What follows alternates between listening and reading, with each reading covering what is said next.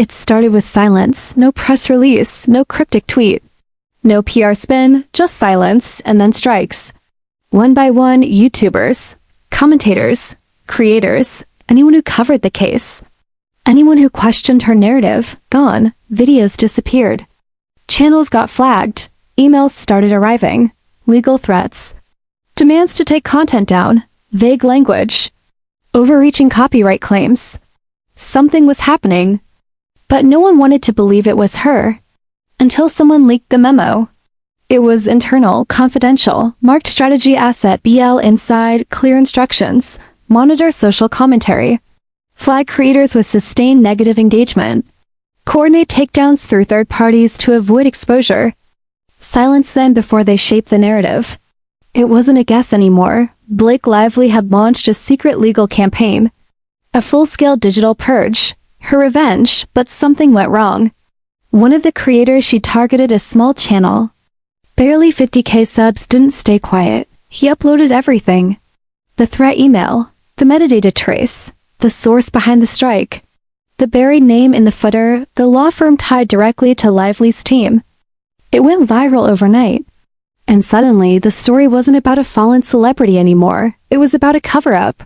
A coordinated campaign to erase criticism, to erase truth. Other creators followed. One by one. They shared documents, emails, redacted letters with subtle threats, cease and desist, DMCA claims. Some even received private calls warning them of legal consequences if they didn't pivot their coverage. Then came the whistleblower, a former junior analyst from Blake's legal advisory team. She had one folder, labeled Damage Protocol. Inside were names, screenshots, reports, a full map of YouTube channels ranked by influence risk. Every creator was categorized, measured, tracked, not just what they said, but when and how it performed. Some were marked neutralize. Others escalate. It wasn't damage control, it was warfare. Creators banded together, formed a coalition, released a joint video. "We've been targeted by Blake Lively's legal team." It trended for hours. Millions watched, millions shared. The backlash came fast. Fans turned. Not because she tried to fight back, but because she did it in the shadows.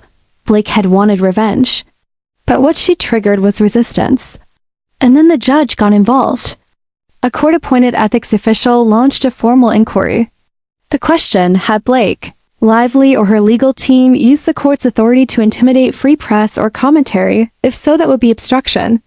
Or worse, her lawyers denied it, called it a fabrication, a coordinated smear. But then another memo leaked. And this one came from her personal assistant's inbox.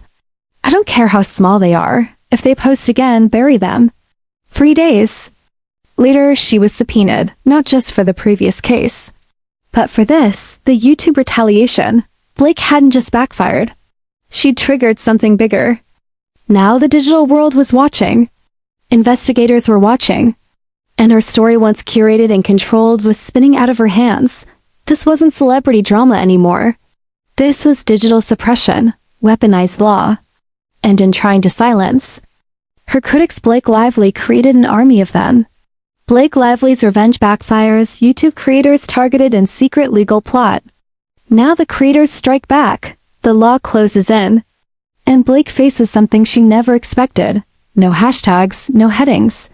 Just clean, escalating, suspenseful drama. She thought the fire would die out, but it didn't. It grew. By the end of the week, over 30 creators had come forward. Not just big channels, small ones, voice actors, legal analysts. Even editors who'd freelanced on exposed content said they'd received messages to distance themselves or risk involvement. Then came the subpoena. Not for Blake, for YouTube. The federal judge wanted access to take down records, legal threats, flagging patterns, and what they found was damning. Dozens of copyright strikes traced back to the same private firm. On paper, it was an IP enforcement group. But it wasn't. It was a shell, a cutout built to hide its real client, Blake Lively's legal counsel. The court called it an attempted digital suppression campaign. Her team called it protection of reputation. The judge didn't care. Meanwhile, the creators fought back. A digital coalition formed. 10 channels filed a joint civil suit. targeted defamation and malicious retaliation via false copyright action. It was unprecedented, loud, relentless, and it started working. YouTube restored several videos. Monetization returned. A platform rep confirmed the legal team had flagged channels without proper standing. That kind of abuse wasn't just unethical, it was potentially criminal. The FBI got involved. Their cybercrime division began quietly interviewing witnesses. The case wasn't just about suppression anymore, it was about misuse of legal power. Weaponized litigation. Covert intimidation tactics that bordered on organized coercion, and then a second whistleblower came forward. From the inside, an anonymous paralegal, young, newly hired. But she'd seen enough emails, meeting notes, client directives. Everything pointed to one person. Blake knew. She didn't just sign off. She ordered it.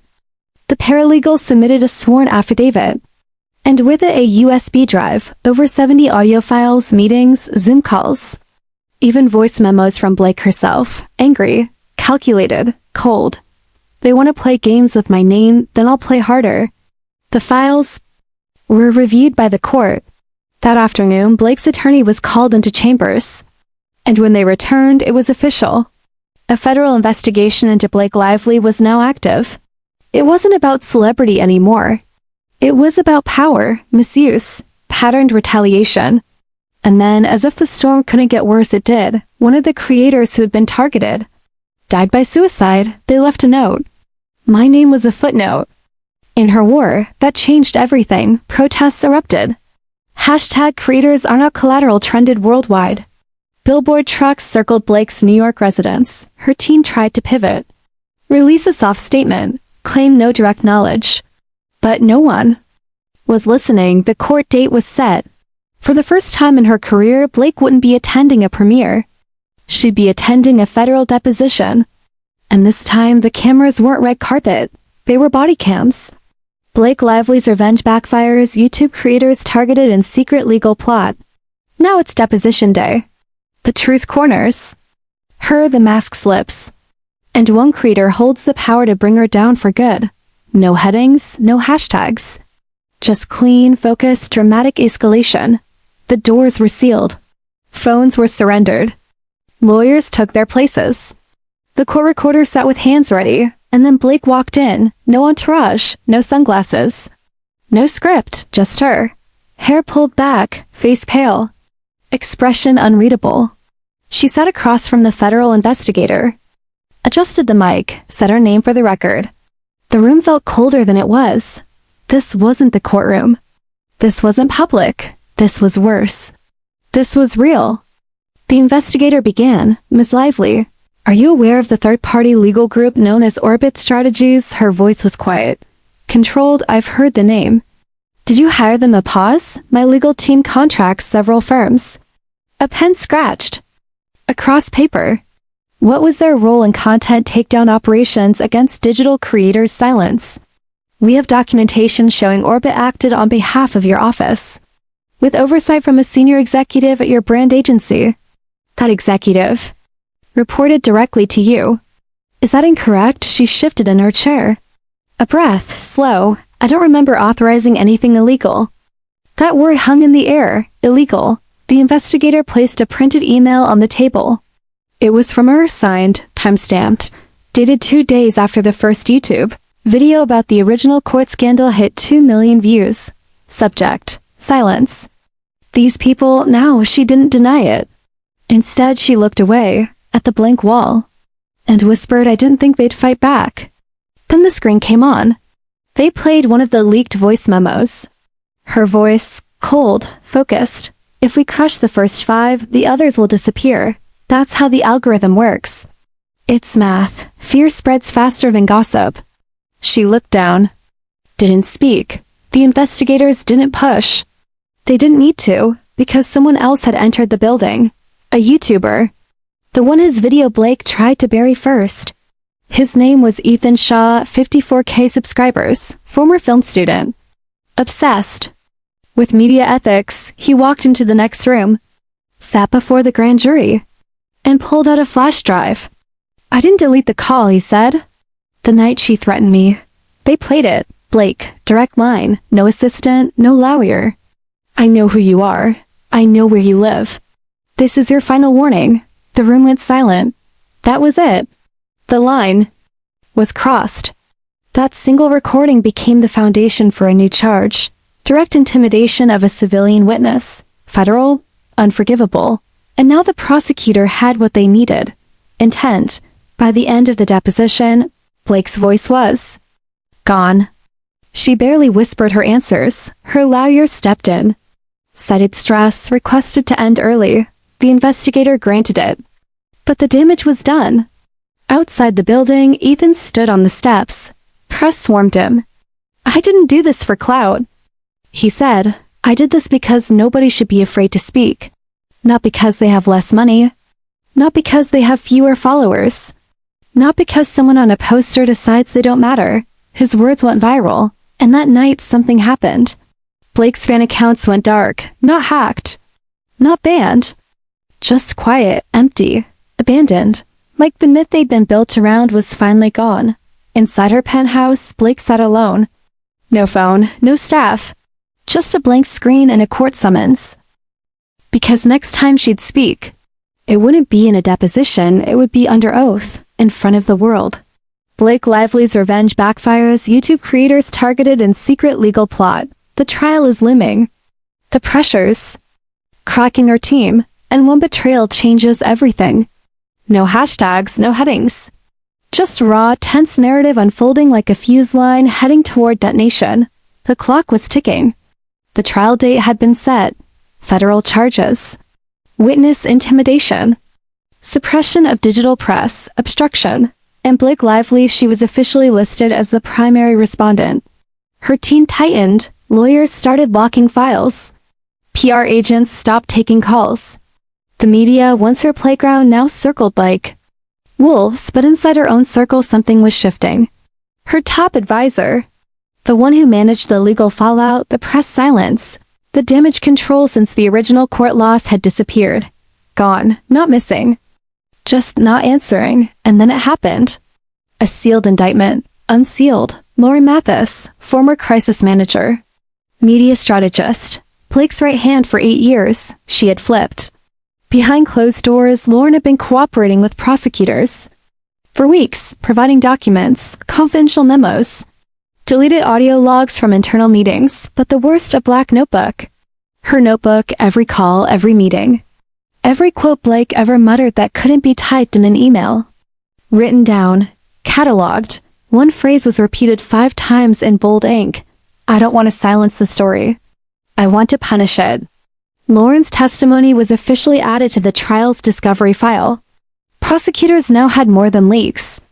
They had a timeline, motive, command hierarchy, and intent. The public didn't even need to speculate anymore. They saw it unfolding in real time. The press called it the creator crackdown. A system built not to sue but to scare. And now that system had a face. A designer dress, a courtroom seat, and nothing left to hide behind. Blake's lawyer filed for a delay. Denied. He tried again. Claimed mental strain. Denied. Then came a press release. One last act of control. From Blake, typed, signed, delivered. To all major outlets, it said 3 words. See you there. The internet exploded. Speculation, fury, some support from die-hard fans, but mostly disbelief. She wasn't backing down. Not yet, because in Blake's mind it wasn't over. Not until she stood up in front of the courtroom. In front of the world and rewrote the ending. But what she didn't know, someone else was writing it too. Ethan Shaw, the YouTuber she threatened, had been quietly building a documentary, titled Unfollowed. It was scheduled to drop the night before opening arguments. And what he had wasn't just his story, it was everyone's, former stylists, former assistants, creators, legal experts. Even an ex-producer from one of Blake's old films who claimed the abuse of power wasn't new. It had just finally been caught. The documentary was locked, uploaded, timed, and when it dropped, nothing Blake said in court would matter. Because by then, the world would have already heard the truth, not from her, but from everyone she tried to erase. Blake Lively's revenge backfires, YouTube creators targeted in secret legal plot. The trial begins. The documentary drops. And Blake Lively faces the one thing she never prepared for, the truth, unleashed and uncensored. No hashtags, no headings. Just pure tension. It went live at midnight. Unfollowed, the Blake Lively files 1 hour and 43 minutes, raw. Unfiltered, ruthless, no intro music, no credits. Just Ethan Shaw staring into the camera. This isn't a takedown, he said. This is what happens when you try to erase the people who already lost everything. The documentary spread like wildfire. YouTube, Twitter, Telegram. Thousands watched it before the first hour ended. By dawn, 10 million views. And Blake, she was in a hotel suite 2 blocks from the courthouse, alone. Her team begged her not to watch. But she did. Every second, she saw the text, her own voice. The testimonies from assistants she never remembered by name. A journalist who had been followed. A creator who'd lost his house. A clip of a tearful intern whispering, she said, "No one will care what someone like you says." Then came Lauren, on camera, no disguise, no voice filter. Just a calm stare. Blake didn't want silence. She wanted revenge. She wanted to hurt people in ways they couldn't trace back to her, and she did. It wasn't a documentary. It was a public trial before the trial. By the time the sun rose, the courthouse was swarmed. Press, protesters, fans, former fans, creators. Live streaming from across the street. Blake Lively arrived at exactly 8:59 a.m. black suit. No makeup, hair tied back, no entourage, just her. Inside, federal agents escorted her through private halls. She entered the courtroom through a side door, sat beside her lawyer. Said nothing. Across the aisle, Ethan, calm, quiet, surrounded by legal support. His camera crew waited outside. No dramatics, just purpose. The judge called the court to order. The prosecution stood first. Ladies and gentlemen, the attorney began. This is not a case about celebrity. It's about calculated, industrialized suppression of truth, and a person who believed her name was more powerful than the law. Then they played it, the voicemail, again, Blake's voice. "I know where you live. This is your final warning." The room went silent. Her defense tried to object. Denied. The judge reminded them. The defendant was given opportunities to settle. She refused. Next came the internal memos. The staff spreadsheets, the black notebook. But then the real turning point. The prosecution brought in a witness no one expected. Claire Cross, former lead at Orbit Strategies, the shadow firm behind the takedowns. She had vanished after the leaks. Everyone thought she'd left the country. She hadn't, she'd flipped. And her statement was surgical.